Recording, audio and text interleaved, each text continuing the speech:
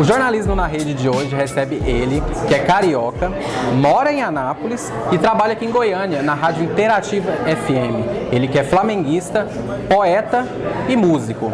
A gente recebe hoje o jornalista Henrique Morgantino. Bem-vindo, Henrique. Obrigado por me receber aqui, obrigado por vocês estarem aqui. O Henrique, ele já tem há 10 anos que ele trabalha na Rádio Interativa, né, apresentando um programa Doa em Quem Doer, DQD, né, mais conhecido DQD popularmente.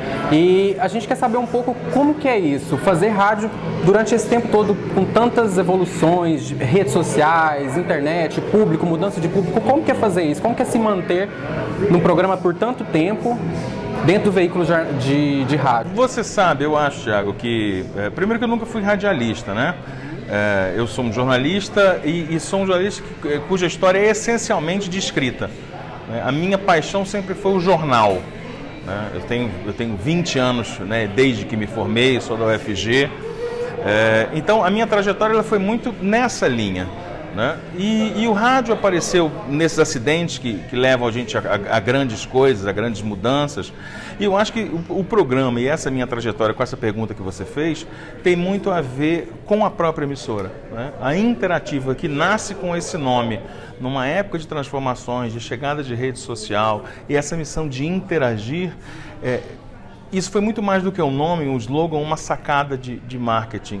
Isso realmente virou algo que está no caráter da emissora, né, que é interagir. Eu acho que isso foi fundamental para que a gente pudesse estar lá no primeiro momento e durar tanto tempo. Né? Eu estou lá há quase 10 anos, como você disse, e o programa tem essa data, nós estreamos o programa, e que nada mais é do que um programa de debate, mas de debate intenso. Intenso na mesa dos participantes e intenso com o ouvinte. Né? Então essa interação ela chega ao seu ápice nesse momento, porque ainda mais hoje, na era, sei lá, da informação, acho que já tem obsoleto esse termo, você tem aquela chance de perceber se o cara está mentindo ou não, se o cara contou uma história errada ou não, se ele inventou, se é uma inverdade. Né? Então isso é muito interessante, eu acho que isso dá uma dinâmica ao programa que se torna, de certa forma, se a ideia no original, a ideia num programa de debate, mas a dinâmica aplicada torna o programa único, pela velocidade com que acontece.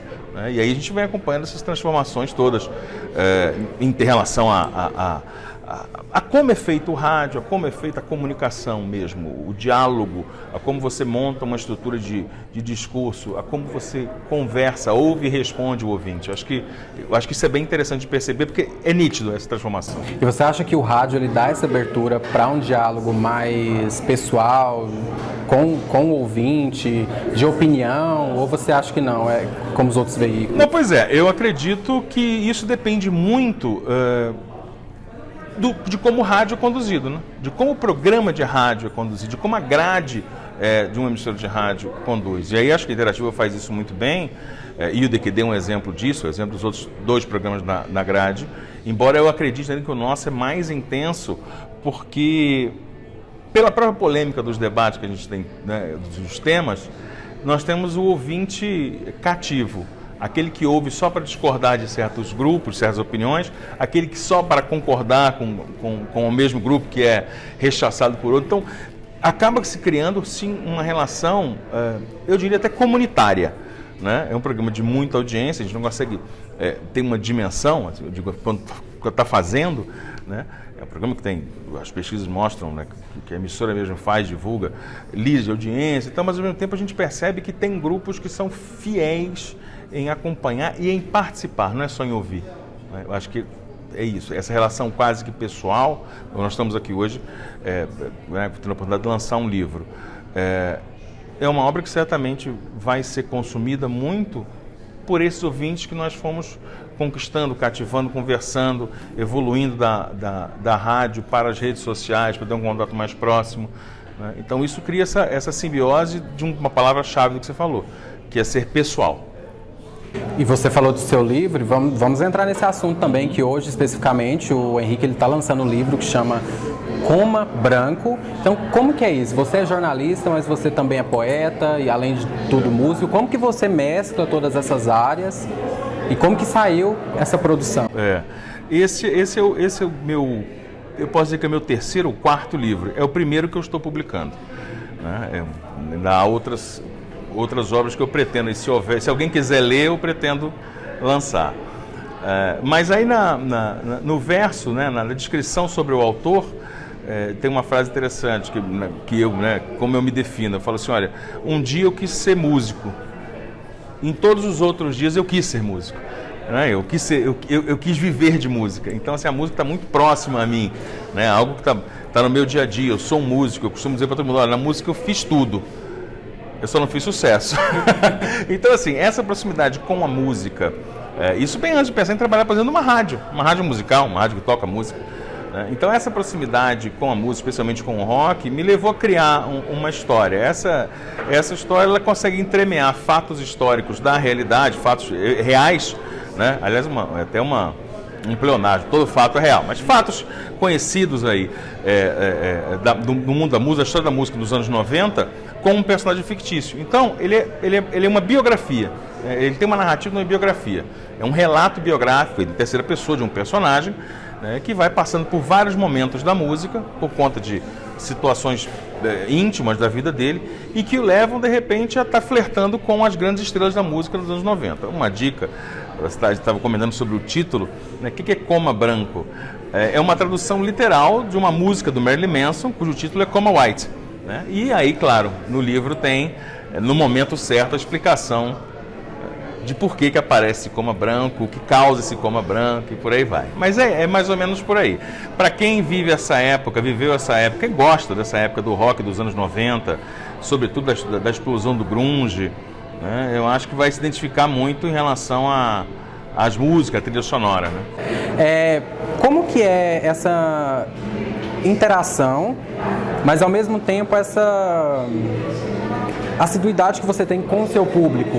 Porque assim, você escreve, você diz, né, tem um público que vem lá comigo desde do início. Sim. Mas essa mudança de público, você mantém a sua personalidade ou você evolui junto com essas pessoas? Como que funciona? Você tenta se reprogramar de acordo com a sociedade? Eu acredito... Não. Bom, eu acho que essa resposta dá para dividir em duas partes. A primeira é que eu não me reprogramo de acordo com a sociedade, mas eu me reprogramo de acordo com uma evolução natural de todos nós. Se você 10 anos atrás, eu não imagino o que você está pensando da sua vida, mas dependendo de alguns atos, ou gestos, ou opiniões que você tinha 10 anos atrás, você morre de vergonha, o que é um traço muito positivo, significa que você mudou muito, melhorou em muitos aspectos. Então, se a gente pensar nisso, há uma mudança muito grande nesse segmento. Agora, em relação ao ouvinte, o ouvinte muda muito de acordo com o humor do meio, né, da sociedade. Um programa como o nosso, que invariavelmente flerta muito sobre política, fala muito de política, isso é muito fácil de perceber, essa mudança de humor, né, de sentimento. Né? Eu, com uma visão declaradamente progressista, percebo que hoje, em alguns temas específicos, onde nós não encontramos dificuldade de fazer certos debates ou falar sobre certos conceitos, hoje a gente já percebe uma resistência muito grande. Eu quero saber qual que é o rescaldo disso. O que sobra disso? Então significa que as pessoas não podem ir às ruas? E, olha, você no final, por isso que eu quero saber qual que é a sua avaliação. A sua avaliação é que o povo do Chile está errado. Está errado? E são seus números, que está certo é você. Peraí, deixa eu falar agora. Isso é próprio da vida. Né? A vida vai criando essas bolhas e esses processos cíclicos, né? Em termos de debate mesmo, né? Uma opinião entra na moda, outra sai da moda, né? E por aí vai. E eu acho que a gente vai tentando fazer o debate. O que eu costumo dizer sempre, Thiago, no programa não precisa concordar comigo. Eu não estou falando verdades absolutas e estou dizendo você tem que concordar comigo. De jeito algum. O que eu faço eu dou uma opinião, pensa no que eu estou te dizendo, e os outros estão falando também, e cria a sua, mas ouça. Ouça o contraditório, ouça o que é diferente, o que te incomoda, e veja por que te incomoda. E você recebe muitas críticas por essas opiniões que você expressa, como que você lida com isso? Eu acho que esse acho que é um ponto negativo, sabe, Thiago? Eu acho que ultimamente as críticas caíram muito e aumentaram as ofensas, né? Então, quando você fala crítica, o que eu tenho como conceito de crítica, ela é muito mais uma ideia de discordância. Né? Tanto é que eu costumo falar isso às pessoas, a parte mais fácil que tem para você debater hoje com alguém que discorda de você, nesse tipo de discordância que nós temos visto, é devolver com uma pergunta: por quê? O cara fala, você falou muita besteira, cara, você falou merda, isso é um absurdo, e você é cretino, você é canalha, porque você pensa assim, você defende isso, aquilo. Eu falei, tá bom, por quê? Sobre o que eu disse que te incomodou, você discorda em quê? Me dá a sua opinião. Porque eu sei, quando você me falar uma coisa aqui, Thiago, e eu vou julgar um absurdo, eu vou saber te explicar porque eu acho um absurdo. Eu posso estar errado, eventualmente, e achar absurdo. Não é absurdo, não. Mas eu vou saber elencar as ideias na minha cabeça, e eu acho que isso é a base de uma crítica. Como é que eu consigo te criticar? Poxa, eu entendo que é assim, é assado, tal.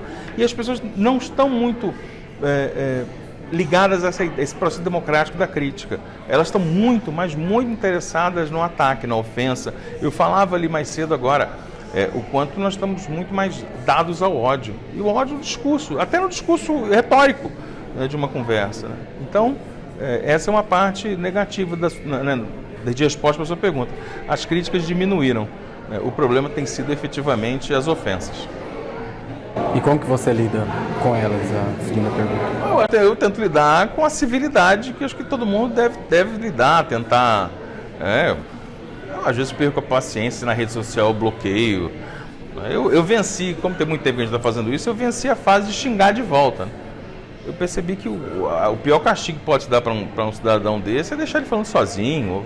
Vou falar, cara, você tem que se tratar, as pessoas têm que se tratar. Eu acredito mesmo que é um processo patológico, social, esse ódio que as pessoas estão tendo. Então eu tento lidar com, manusear isso aí com uma certa civilidade. E me manter um pouco longe, né? Porque se a gente está num debate aqui, Thiago, e se de repente você começa a me xingar, você rompeu com a possibilidade de diálogo que nós temos. Então melhor assim, segue lá pro teu lado, eu vou seguir para esse e tudo bem. Acho que é por aí. A gente agradece aqui a participação do Henrique, que nos recebeu super bem no lançamento, do Coma Branco. E se você gostou desse vídeo, se inscreva no nosso canal, compartilha, deixa seu like e também siga nas redes sociais. Eu tô lá, inclusive tem um canal no YouTube, Henrique Morgantini, você vai lá, procura, H Morgantini nas redes sociais, está fácil de achar. E agora vocês terminem aqui essa parafernália toda, eu tenho livro para lançar, mas vocês vão lá comprar meu livro também e ler, que é o principal. Com certeza. Obrigado então, viu? Querido. Obrigado por terem vindo.